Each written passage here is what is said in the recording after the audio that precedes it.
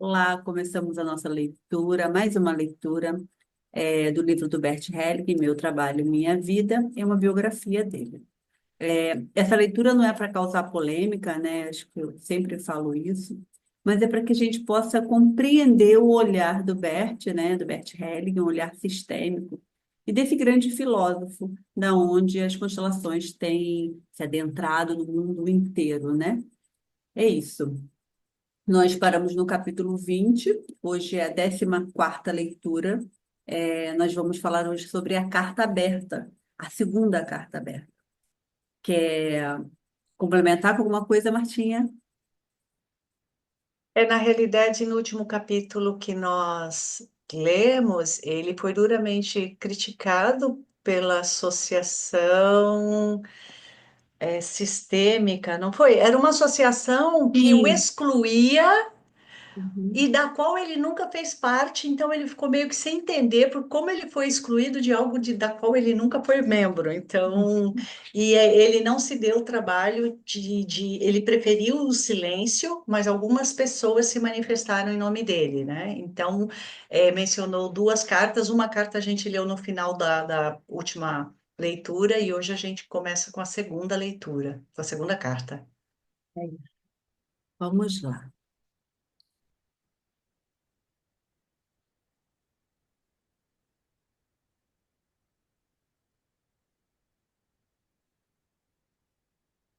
Então, carta aberta de Tis Stahl a Arist von Schlippe.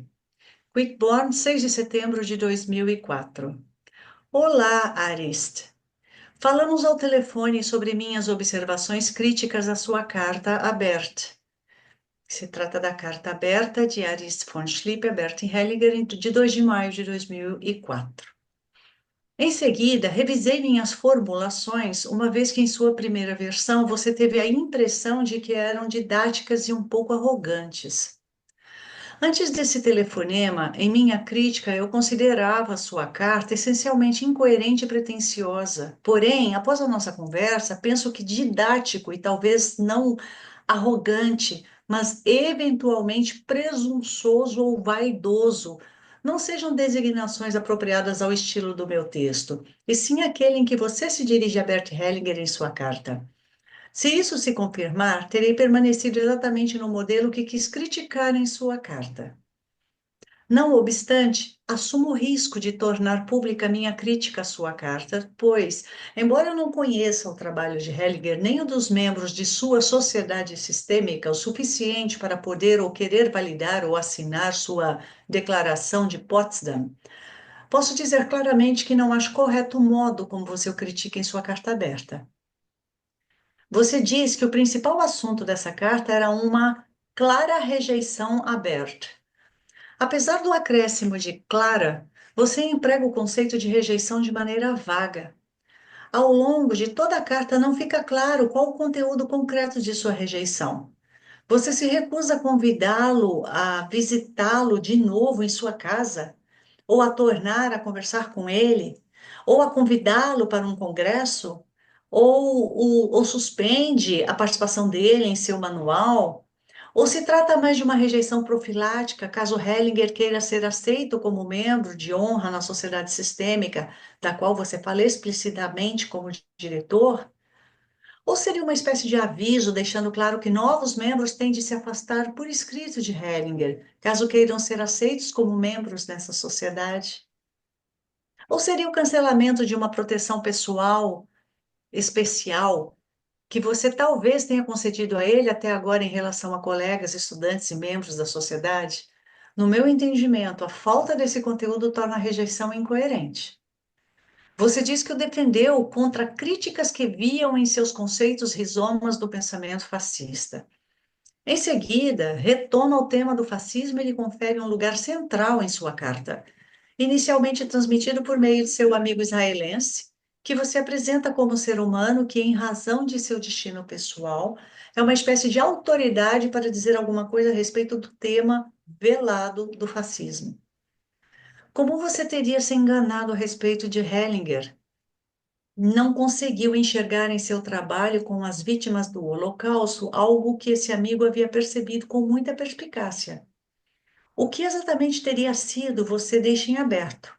Arist, acho que você não adota uma posição clara em relação à crítica ao fascismo, sobre a qual você se estende, mas se esconde em algum lugar atrás de seu amigo judeu.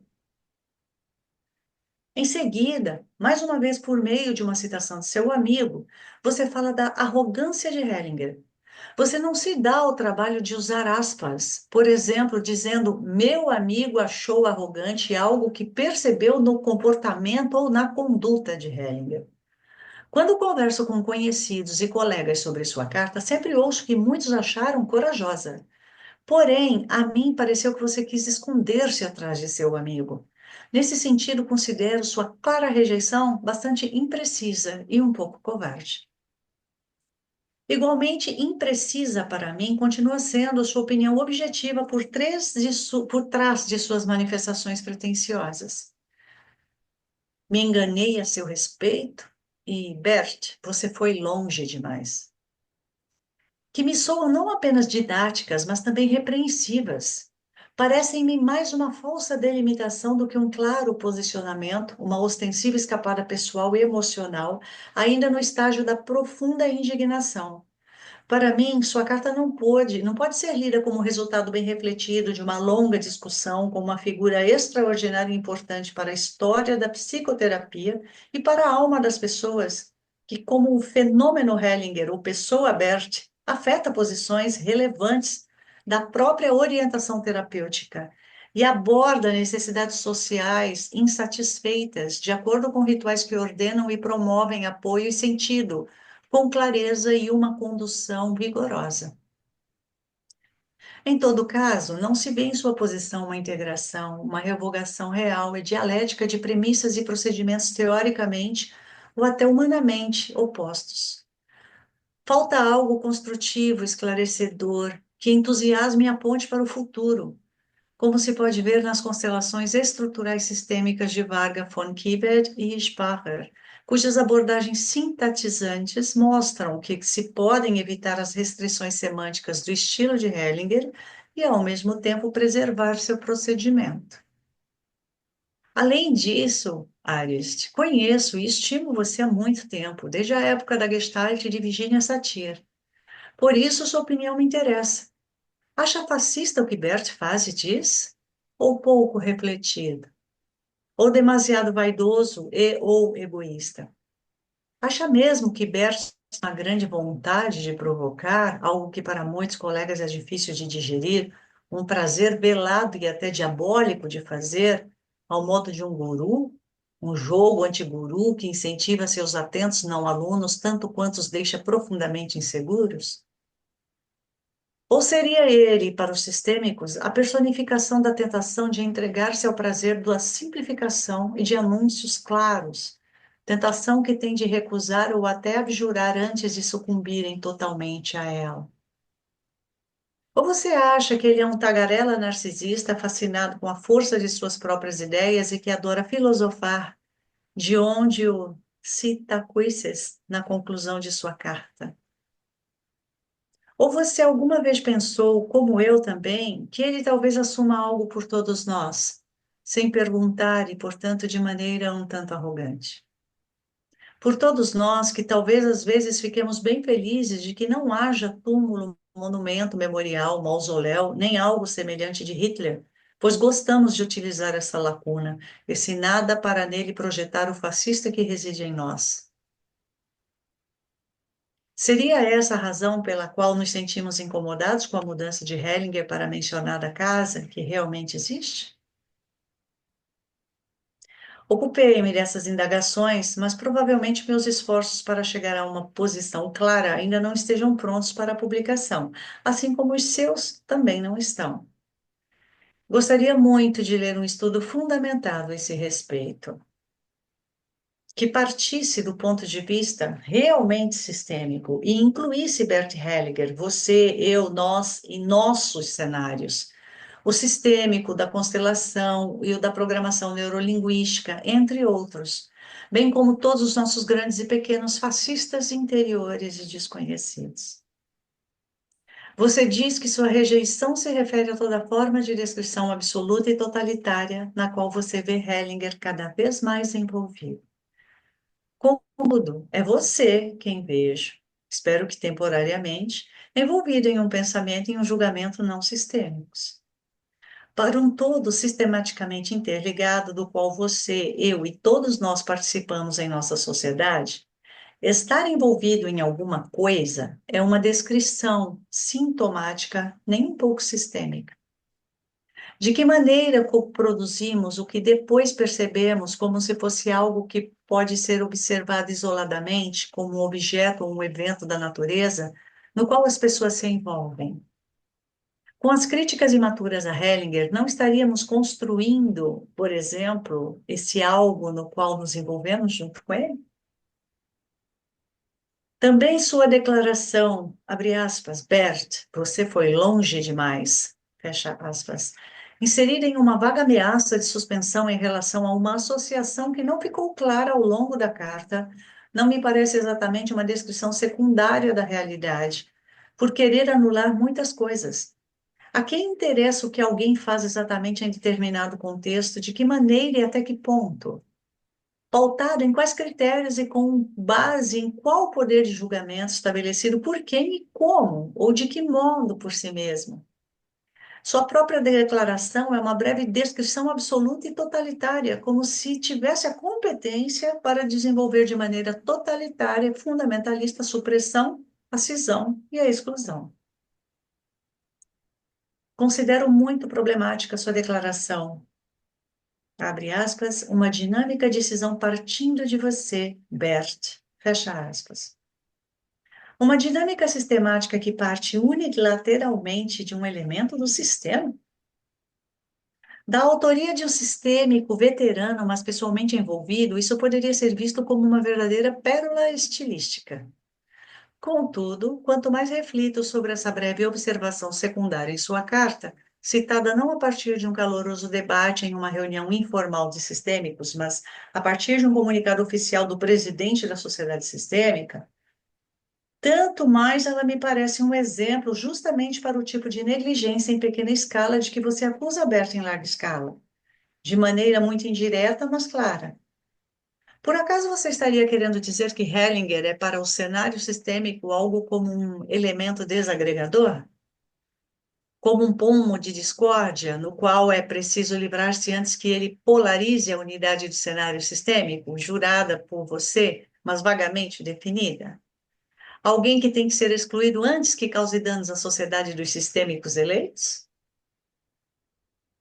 Em todo caso, se você, de modo geral ou ainda, vê Bert como pertencente ao cenário sistêmico ou não, o que não fica claro em sua carta, essa declaração é problemática. Do meu ponto de vista, ela é um exemplo de uma variante comum e não reconhecida da percepção, do pensamento e do discurso, mas já fascista em seu esboço, a qual somos todos vulneráveis.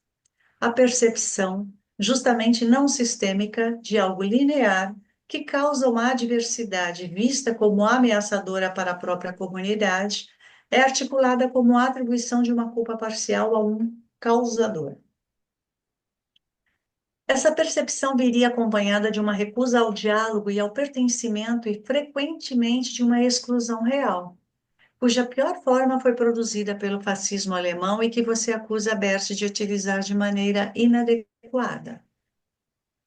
Talvez você ache a interpretação desse ponto exagerada. No entanto, se entendo sua carta como uma advertência que se exprime claramente contra o pensamento e a ação fascistas, e, sobretudo, toma uma posição prematura, isso também vale para os menores rudimentos desses pensamentos e dessas ações, aos quais todos os dias temos de nos opor. Talvez esse fascismo cotidiano esteja muito presente em nosso pensamento porque tem suas raízes justamente no pensamento sistêmico e impuro, que acaba sendo favorecido quando, consternados, refletimos sobre os sistemas aos quais pertencemos como elementos. Se, como você diz, a polêmica continua a assombrar e fermentar o cenário sistêmico, na minha opinião, esse é um bom sinal de que esse cenário é vivo e saudável. Talvez seja uma comunidade na qual muitas culturas se misturam para o bem-estar integrativo do conjunto. Além do mais, que mal haveria se, paralelamente às duas sociedades sistêmicas estabelecidas, surgissem outros grupos que dialogassem em vez de travar uma guerra de extermínio? Enquanto algo fermentar, é porque ainda há o que amadurecer.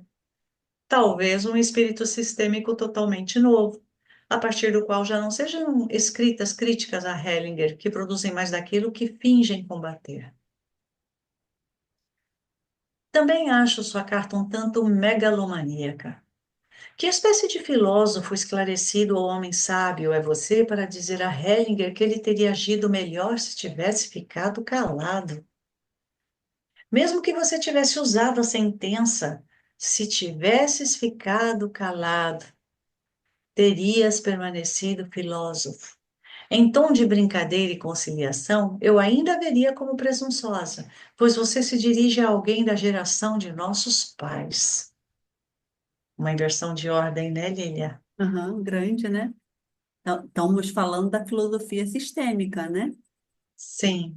A gente, claro que a gente separou a filosofia sistêmica pela psicanálise, pela psicologia, e o Helling trouxe a dele, né? Que é o movimento do espírito. Uhum. E realmente uma inversão de ordem, né? Sim. De minha parte, não me informei o suficiente, mas sei que indagar se e como as palavras amor e Hitler podem ou não ser associadas em uma mesma frase é uma questão que para nós se coloca de maneira diferente do que para nossos pais. Desse modo, no meu entender, sua carta pode ser lida essencialmente como uma recusa sua em se dispor a indagar com seriedade e a demonstrar curiosidade, tanto em relação a Bert, quanto em relação àqueles que, comovidos, aquecem quando ele fala. É uma pena, pois você é conhecido justamente por arriscar-se em diálogos que ultrapassam as fronteiras das rigorosas classificações escolares e das doutrinas puras, erroneamente compreendidas. Acho muita arrogância de sua parte dizer a Bert Hellinger: você poderia ter feito a psicoterapia como um todo avançar, entretanto, seu próprio desenvolvimento tomou outro rumo. Como pode, como contemporâneo, mais novo, fazer uma declaração sobre a psicoterapia como um todo? Você está completamente envolvido nela e age como se tivesse a meta-perspectiva, uma perspectiva que talvez em 100 anos, quando muito, caiba a um grande espírito, pelo menos a um espírito maior do que nós dois juntos possamos ser. Quando falamos ao telefone, você disse que não achava Hellinger fascista em suas ações e em seus discursos. Contudo, conforme demonstrei, sua carta aberta pode ser entendida de uma maneira bem diferente. Talvez não com uma justificativa adequada do seu ponto de vista, mas, de todo modo, com a intensidade da minha reação à sua carta aberta, que se tornou clara nessas linhas. Talvez seja adequado você escrever uma segunda carta aberta a Bert, ou convidá-lo para uma correspondência aberta. Espero que nossa relação sobreviva a essa discussão. Afinal, já brigamos feio em 1977, fizemos as pazes. Ties, também contemporâneo e envolvido. É isso, né?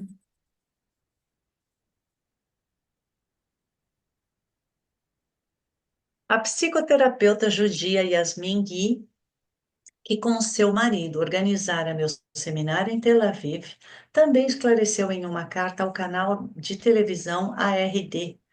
Todos nós sentimos e testemunhamos que Bert Hellinger sempre teve consideração e uma profunda ligação com o destino dos judeus. Ele designou claramente os agentes como assassinos e Hitler como agente por trás dos agentes. Nunca houve a menor dúvida a respeito de sua postura. E a confiança que centenas de judeus dentro e fora de Israel depositaram nele comprova isso. Talvez a pior e, ao mesmo tempo, mais cínica forma de antissemitismo seja ridicularizar essa confiança, fazendo de Bert apenas um adorador de Hitler, como se os judeus que trabalharam com Bert não tivessem percebido ou tivessem sido incapazes de perceber que estavam nas mãos de alguém que despreza os judeus. A campanha difamatória contra Bert Hellinger nos deixou estarrecidos por muito tempo. Pensamos que o silêncio e a não reação não seriam a resposta adequada à conspurcação do trabalho de Bert. Sei que muitos consteladores familiares enviaram cartas aos órgãos de imprensa reclamando do modo como foram tratadas as notícias a meu respeito. No entanto, tudo o que me mostrava sob a luz correta e favorável não chegou a ser publicado. Nesse caso, teriam de admitir seu erro.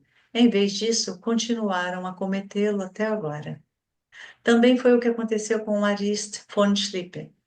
Em um segundo momento, ele publicou o seguinte posicionamento.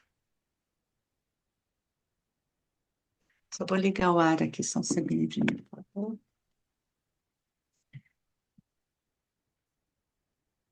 Declaração de Potsdam por parte da Sociedade Sistêmica sobre o trabalho de constelação sistêmica. O trabalho com representações e constelações cênicas tem uma longa tradição na terapia familiar e na terapia sistêmica.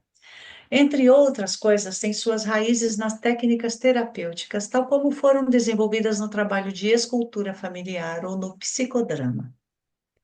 Na forma praticada por Bert Hellinger, tornou-se mais conhecida do que nunca em círculos mais amplos. Lamentavelmente, Hellinger afastou-se cada vez mais do trabalho sistêmico originário. Seu mérito continua sendo de ter contribuído para consolidar o trabalho de constelação, sobretudo no que se refere à possível resolução das dinâmicas de envolvimento. Ele desenvolveu procedimentos novos e inovadores. Contudo, hoje vemos que não apenas partes essenciais da prática de Bert Hellinger e de muitos de seus seguidores, mas também um bom número de suas declarações e de seus procedimentos devem ser explicitamente considerados incompatíveis com premissas básicas da terapia sistêmica. Por exemplo, deixar de esclarecer os termos do trabalho e de orientar as questões importantes. Empregar descrições mistificadoras e autoimunizantes, algo maior, tomado a serviço, entre outras. Utilizar de maneira ilimitada formulações generalizadas e interpretações dogmáticas, sempre que efeito nocivo, punido com a morte, o único caminho, perder o direito, entre outras. O uso de intervenções e rituais de submissão potencialmente degradantes. A suposta conexão forçada das intervenções com determinadas formas de concepção do ser humano e do mundo, por exemplo, em relação a questões de gênero, paternidade, dupla nacionalidade, etc. A ideia de poder dispor de uma verdade na qual uma pessoa tem mais participação do que outra. Isso conduz à utilização de formas que absolutizam a descrição e implica que não se tentará alcançar uma relação de cooperação entre parceiros.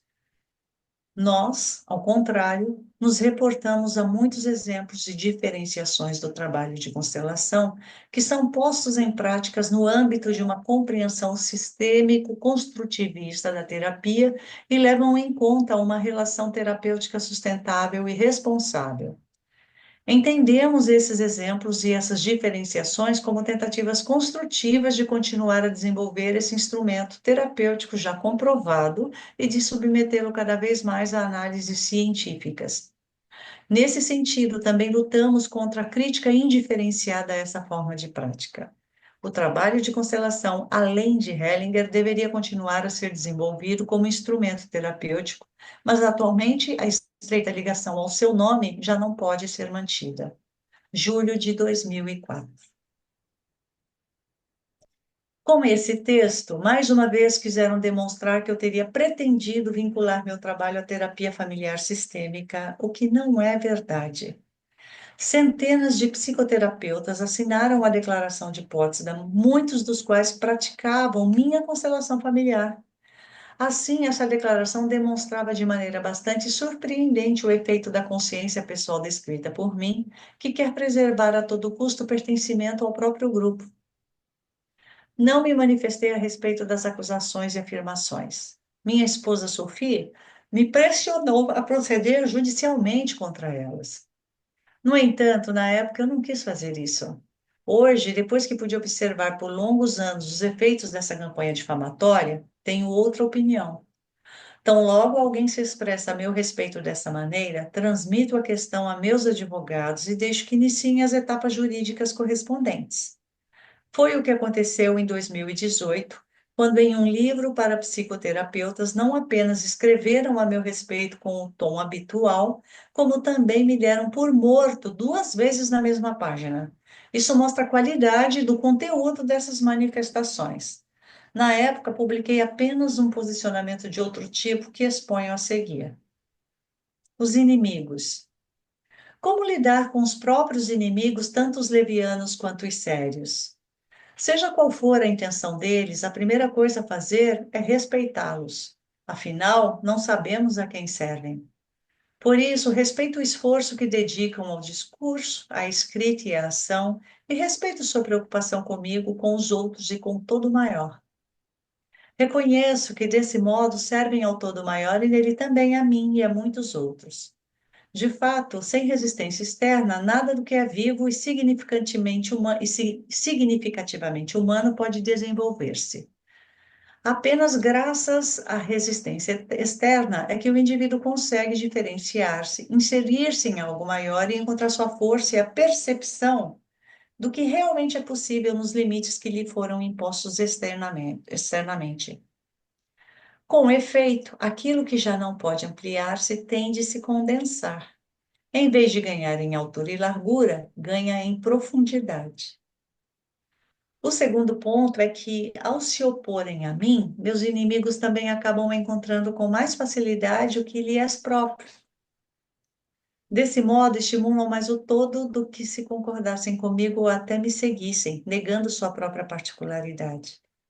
Pois é essa particularidade que permite ao indivíduo dar sua contribuição única ao todo.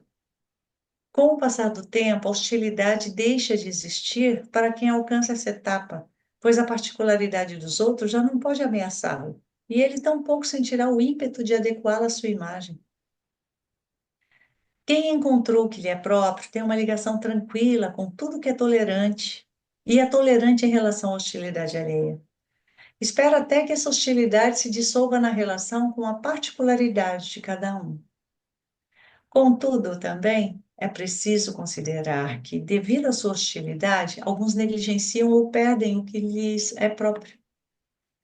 Em terceiro lugar, em geral, a hostilidade precisa de companheiros.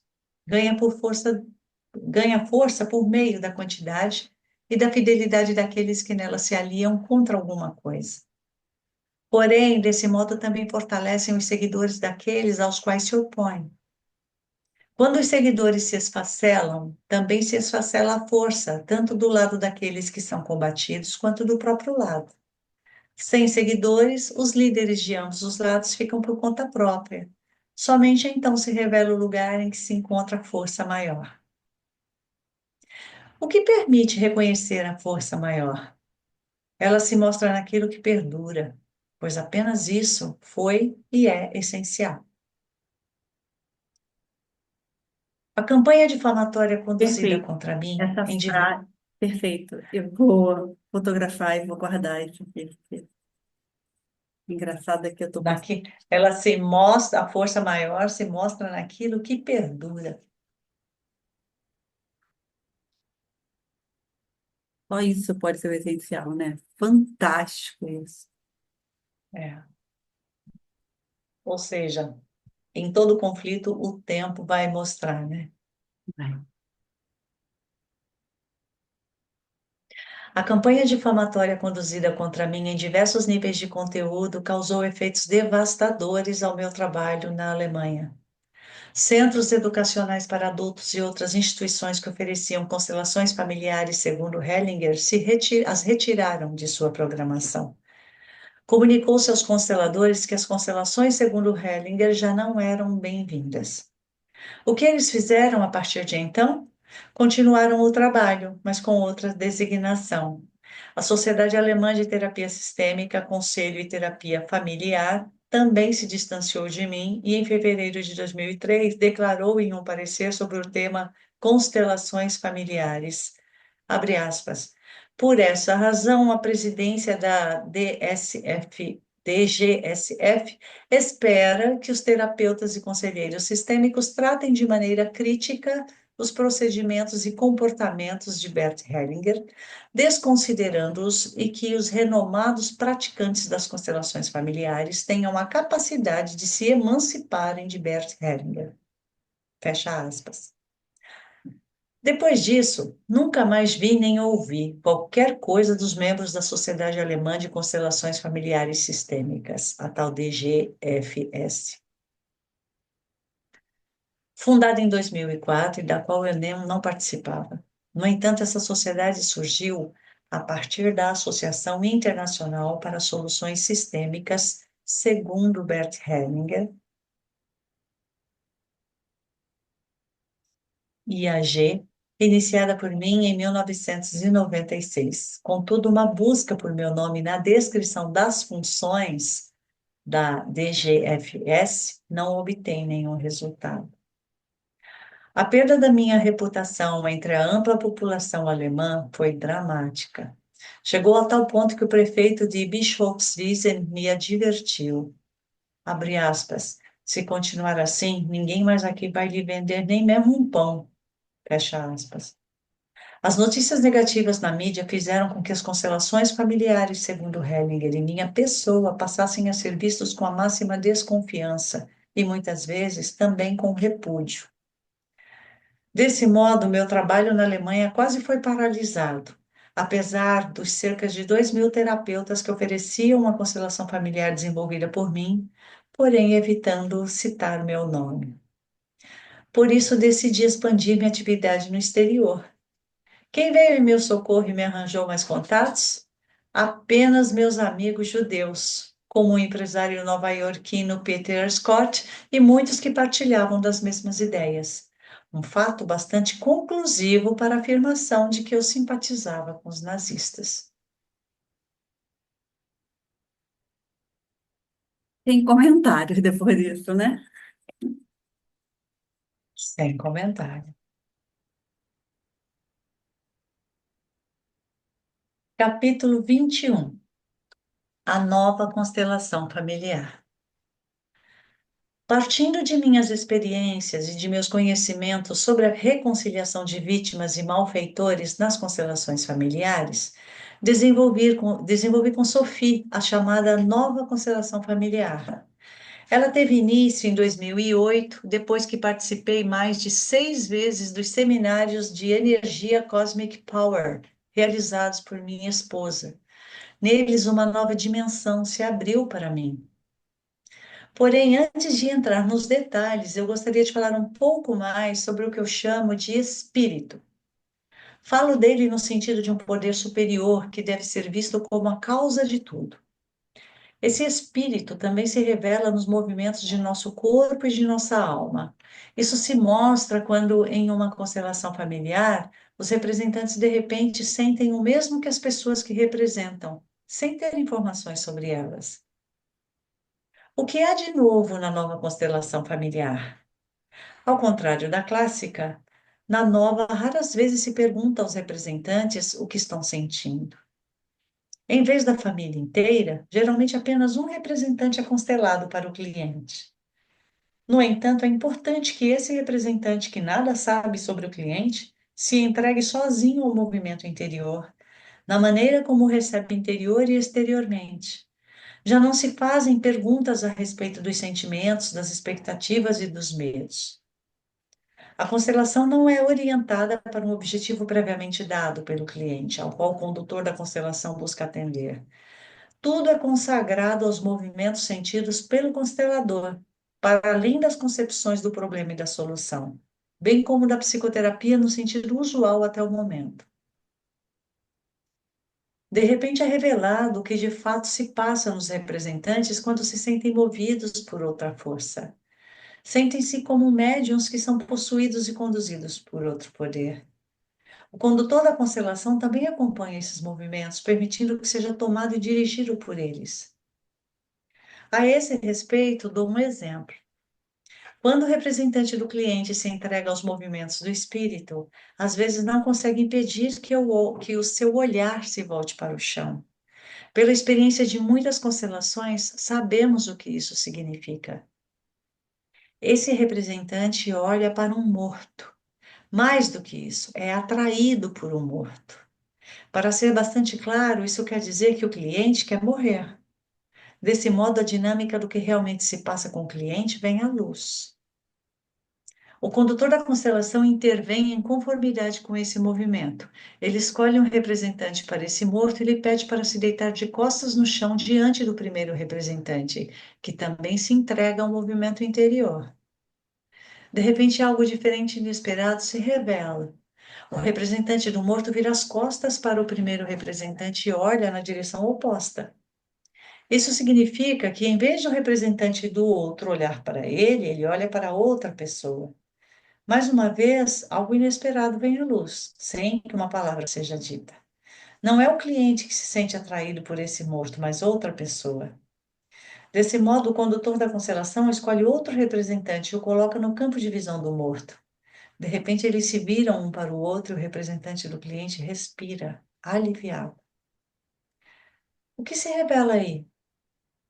O cliente quer morrer no lugar de outra pessoa. Podemos imaginar o quanto ele ficou aliviado ao compreender, de repente, que se trata de um deslocamento. Desse modo, a constelação familiar espiritual, ela ultrapassa em muitos limites anteriores da constelação familiar. Evidentemente, na nova constelação familiar, os representantes e o condutor são possuídos e conduzidos por outro poder. Nesse processo que ultrapassa todas as separações, são reunidas aquelas pessoas que antes não tinham nenhuma conexão e estavam apartadas. Esse é um poder de amor, do amor que anula todas as separações. E o que exatamente isso significa? As distinções entre bem e mal, ou entre pertencente e excluído, que muitas vezes se encontram em primeiro plano para nós, deixam de ter validade. O que esperamos até o momento na psicoterapia aparece em segundo plano, com tudo o que desejamos alcançar com nossa boa consciência e nossa vontade. Tudo isso acontece independentemente de nossas concepções comuns e de nosso pensamento habitual. Na nova constelação familiar, os eventos se passam diante dos nossos olhos, sem intervenções externas, como uma revelação clara para todos, que seria justamente a intervenção de poder diferente e espiritual. Os representantes e o condutor da constelação se comportam como médiums, por meio dos quais outras forças atuam. Estas conduzem a soluções que nos tinham sido recusadas até o momento. Além da consciência pessoal e coletiva, nesse instante entra um terceiro tipo de consciência em jogo, que chamei de consciência espiritual. O espírito criador une em um plano superior tudo o que estava separado, pois nesse plano não há rejeição nem exclusão. O indivíduo cresce além de sua consciência pessoal. Reconhece a consciência de outro grupo como igual à consciência de seu próprio grupo. Do mesmo modo, todos os movimentos do espírito se direcionam com amor e benevolência.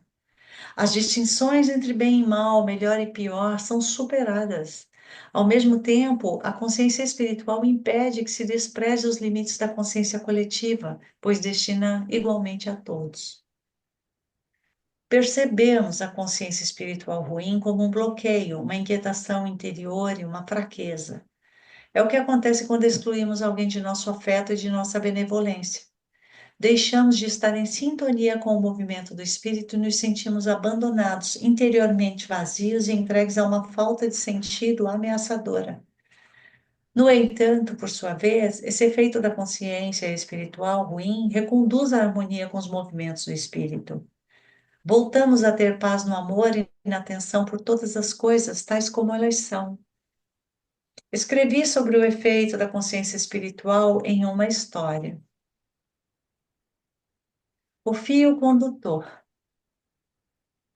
A imagem do fio condutor remete a Ariadne, que entrega a Teseu um longo fio vermelho para que ele consiga sair do labirinto no qual tem de enfrentar e matar o Minotauro. Do mesmo modo, em nossa vida também recebemos um fio condutor. Sempre que estamos para nos desviar do caminho certo, com seu auxílio, encontramos a saída da escuridão para a claridade. Essa é uma imagem simples. Na realidade, temos um fio condutor em cada mão. Na direita, um fio espesso, na esquerda, um fio tão fino que nossos dedos mal conseguem sentir. Após certo tempo, o fio espesso da direita acaba. Embora nosso caminho siga adiante, já não podemos contar com ele. Agarrados a ele, retornamos para o local de onde partimos. Talvez tentemos uma segunda e depois até uma terceira ou quarta vez, mas o resultado sempre será o mesmo. Para prosseguirmos, esse fio não é suficiente. Se contarmos com ele, passaremos a vida indo e vindo, sem achar a saída que está bem adiante, do outro lado, e conduz a outra claridade e extensão. Se chegarmos a um fim com o fio condutor espesso, talvez nos lembremos do fio fino, que até então permaneceu quase imperceptível para nós e não nos deu um apoio sólido. A pergunta é: vamos ter coragem de confiar nele? Vamos ter coragem de soltar o fio espesso e seguir o fino no labirinto de nossa vida? Nesse meio tempo, talvez nos perguntemos: quem ou o que é esse fio espesso, esse condutor espesso, que é forte, mas curto demais? E quem ou o que é esse fio fino, mais comprido, que nos indica outra saída e conduz a outra claridade? O fio condutor espesso, com o qual acreditamos poder contar sem dificuldade, é a nossa boa consciência. Ele só conduz até certo ponto do labirinto da nossa vida. No final, em vez de nos fazer prosseguir, traz-nos de volta para o ponto de partida. Por quê? Porque com sua ajuda sempre distinguimos o bem do mal e assim o nosso amor logo chega ao fim. A claridade na qual nossa imagem é alterada pela chamada consciência ruim permanece apagada para aqueles que confiam em sua consciência boa. Eles sempre retornam ao mesmo ponto de partida, onde se orientam brevemente, encontram tudo em ordem e começam o mesmo jogo mais de uma vez. Agora queremos saber para onde o fio fino nos conduz. Como o sentimos em nossa mão esquerda? Nós o sentimos no afeto e no amor por todas as coisas, tais como são. No afeto pelo bem e pelo mal, em igual medida, para além de nossa inocência e de nossa culpa. Com esse fio condutor na mão esquerda, paramos a todo instante. Queremos ter certeza de que ainda o estamos seguindo, de que ainda o sentimos em nossa mão esquerda, somente quando prosseguimos orientando-nos por ele. Somente então prosseguimos, orientando-nos por ele. Como reconhecemos que ainda o temos na mão e que a ligação com ele continua? Nós o sentimos em nossa paz profunda, para além da pressa. Em vez de caminhar, sentimos que somos puxados com delicadeza, até que, após algum tempo, com sua ajuda, avistamos ao longe a saída do labirinto como uma luz, perto do destino. Ao chegarmos ao final de nosso labirinto, todas as coisas nos parecem como são, sob uma luz suave. Os contrastes perdem os contornos, sentimos-nos pacificamente unidos a todas as coisas tais como são. Como? Com um amor que tudo abrange, levados pelo amor de nossa origem e permanecendo unidos a tudo. Quando reconhecemos os limites de nossa consciência pessoal e as superamos em sintonia com os movimentos do espírito e com o auxílio da consciência espiritual, a nova constelação familiar torna-se até mesmo um caminho para ultrapassar as fronteiras entre os povos. Reunimos o que antes se opunha. Por exemplo, quando povos que antes travavam guerras uns contra os outros choram juntos pelos mortos de ambos os lados. Quando se dão as mãos por cima dos túmulos e colaboram com estima mútua pelo bem de todos. Também nesse caso, a nova constelação familiar revela o que há no caminho desse futuro em comum e como esses obstáculos podem ser superados. Também nesse caso, se inicia a paz nas almas, uma vez que ambos os lados permanecem juntos em posição inferior, sem se erguerem acima dos outros e apegando-se a acusações. Todos os participantes de um seminário são incluídos nesse processo e envolvidos nesse movimento de paz e reconciliação. Trata-se de um movimento que ultrapassa a família do indivíduo e leva os participantes para uma dinâmica indescritível e muito além do que se pode imaginar. Mais do que isso, em seguida, muitos já não precisam da própria constelação. A nova constelação familiar também se mostrou útil e inovadora no setor público das profissões e empresas, sobretudo porque alcança um passado distante. Traz à tona contextos ocultos de sucessos e fracassos e possibilita mudanças decisivas. Nesse caso, o passado significa que aqueles ancestrais dos quais nada sabemos porque viveram muito antes de nós, e acontecimentos que permaneceram sem solução aparecem na nova constelação familiar. Desse modo, de repente, nos conscientizamos de que nossos antepassados continuaram a viver em nós e de, por nosso intermédio e conosco, quiseram encerrar alguma coisa para que nós e eles tivéssemos paz. Nesse processo, alguns detalhes continuam ocultos. Contudo, os movimentos decisivos, por exemplo, aquele que reconcilia vítima e malfeitor, podem ser vivenciados e encontram seu fim. Às vezes percebemos que a escolha de nossa profissão está a serviço dessa reconciliação. Após uma constelação na qual os antepassados são considerados, nossas possibilidades se ampliam em grande medida. Também pode acontecer da nossa vida e nossa profissão tomarem um novo rumo, e nossas capacidades reprimidas até o momento terem uma chance de serem postas em prática. Hoje vamos parar por aqui.